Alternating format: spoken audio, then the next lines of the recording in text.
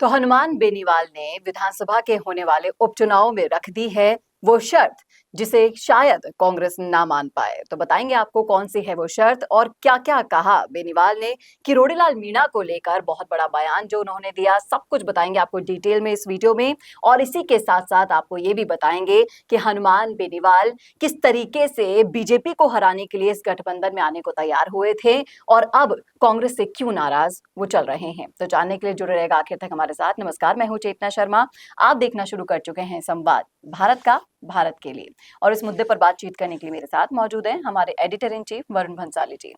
तो सबसे पहले तो हनुमान बेनीवाल की नाराजगी अब जग जाहिर हो चुकी है, हर तरफ उनके इंटरव्यूज वायरल हो गए हैं। इसके बाद उन्होंने जो शर्त रख दी है कांग्रेस के सामने, तो क्या कांग्रेस उससे मान पाएगी उस शर्त को? देखिए, बहुत सिंपल सी बात है। हनुमान बेनीवाल लगातार कहीं ना कहीं ये लोकसभा चुनाव के रिजल्ट्स के बाद जो उन्हें मीटिंग में नहीं बुलाया गया इंडिया गठबंधन की, उसके बाद लगातार एक ही बात बोल रहे हैं कि पीठ पर मेरे छुरा घोंपा है कांग्रेस ने लोकसभा चुनावों के वक्त, और अब इसलिए मैं बिना ये शर्त को माने कि कम से कम मुझे सम्मानजनक सीटें तो मिलनी चाहिए, मैं नहीं आऊंगा कांग्रेस के साथ, कम से कम राजस्थान में तो गठबंधन में नहीं आऊंगा, इंडिया गठबंधन के अंदर। उन्होंने बहुत सीधी सीधी भी ये बात बोल दी है।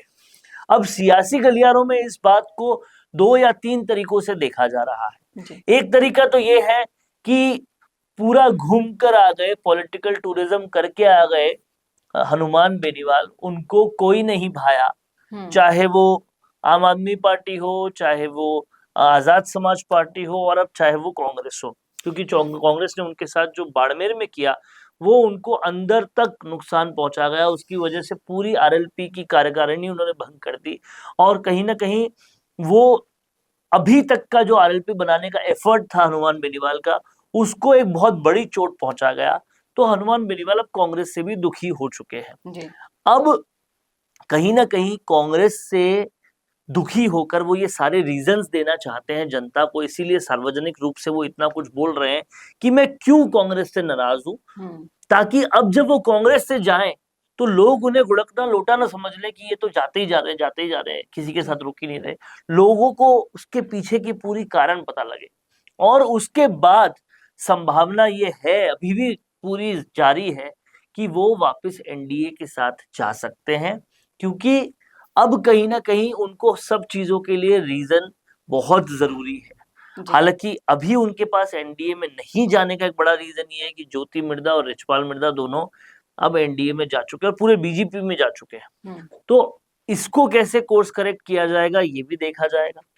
और क्योंकि बीजेपी को ना तो रिचपाल मिर्धा और ना ज्योति मिर्धा ने कोई रिजल्ट ला कर दिया, और इनके पूरे के पूरे बैकग्राउंड में हार ही हार है अब, तो हो सकता है बीजेपी उन पर कोई एक्शन ले, क्योंकि बीजेपी का अभी जो पूरे लोकसभा चुनाव की हार है उसके मंथन और उसके मंथन के बाद एक्शन, वो दोनों अवेटिंग है। तो क्या एक्शन लिया जाता है वो देखने वाली बात होगी। अब समझने वाली बात यह है कि दोनों एक थाली में तो नहीं रह सकते, ज्योति मिर्धा और हनुमान बेनीवाल, तो कोई ना कोई तो एक्शन होगा। लेकिन बेनीवाल ने बीजेपी को हराने के लिए ही तो गठबंधन किया था। नहीं, बेनीवाल ने गठबंधन किया था ज्योति मिर्धा को हराने के लिए। बेनीवाल की जाति दुश्मनी थी ज्योति मिर्धा से।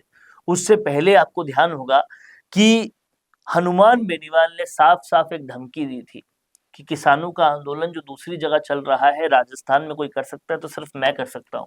लेकिन सोचिए कि वो आंदोलन किया क्यों नहीं। वो बीजेपी को एक तरह से चेतावनी थी कि आप मेरे साथ गठबंधन कर लो, नहीं तो मैं ये आंदोलन कर लूंगा। लेकिन उसके बाद बीजेपी ने जवाब में ज्योति मिर्धा को पार्टी में एंट्री करवा दी, जिससे हनुमान बेनीवाल बौखला गए, और बौखलाहट में उन्होंने ये गलत डिसीजन लिया, जो कि उनके पिताजी भी मना करके गए थे कि कभी भी किसी से भी गठबंधन करना, कांग्रेस से मत करना, फिर भी उन्होंने किया।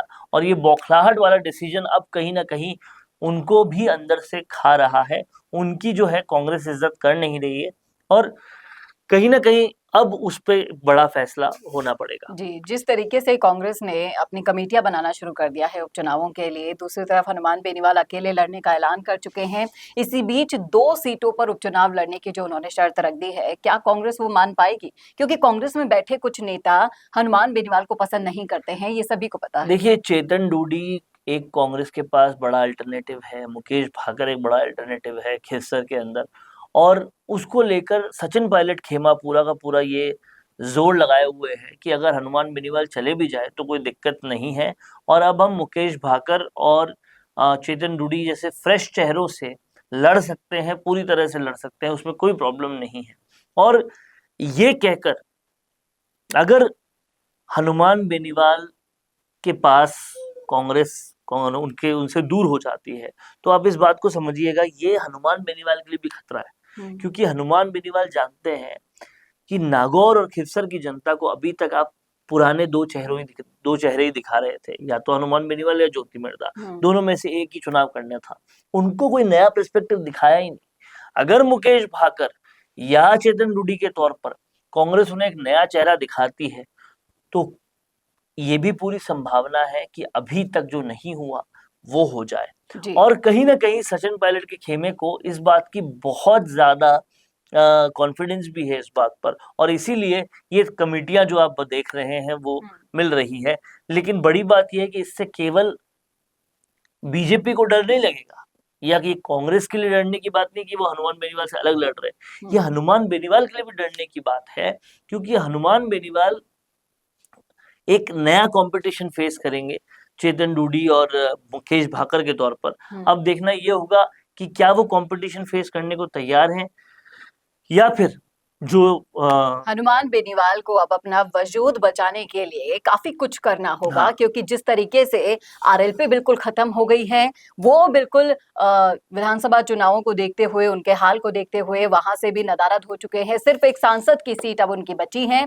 अब ये हनुमान बेनीवाल के लिए खुद अपनी साख बचाने का भी सवाल और है। दूसरा पॉइंट ये भी है कि हनुमान बेनीवाल पर अगर नहीं मानती कांग्रेस, तो ये हनुमान बेनीवाल के लिए एक बड़ा चैलेंज ऐसे भी हो जाएगा क्योंकि आरएलपी में केवल एक सांसद रहेगा, एक भी विधायक नहीं होगा, तो आरएलपी को भी बढ़ाना है। और इसलिए कनिका बेनीवाल को अगर खड़ा करना है और जिताना है, तो उसमें कांग्रेस का सपोर्ट भी चाहिएगा। तो मुझे लगता है कि देर सवेर हनुमान बेनीवाल इस बात के लिए मान सकते हैं अभी भी कि भले ही आप हमें एक सीट दे दो, हम ले लेंगे। जी, अब जो होगा वो तो आने वाला वक्त बताएगा। लेकिन आप क्या सोच रहे हैं इस मुद्दे पर? क्या आप भी हमारी इस राय से सहमत है? बताइएगा, जरूर लिखिएगा कमेंट बॉक्स में अपनी राय। और कैसा लगा वीडियो ये बताना ना भूलेगा। और ऐसे ही और वीडियोस के लिए देखते रहिए संवाद, भारत का भारत के लिए। I will be the vibrant spokesperson bringing your message to life. Hello and welcome to MyGig.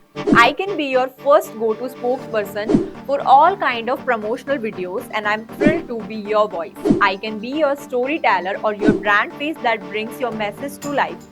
With a background in acting and modeling, I can play different roles or take up any character that syncs with your requirement and bring authenticity to your video.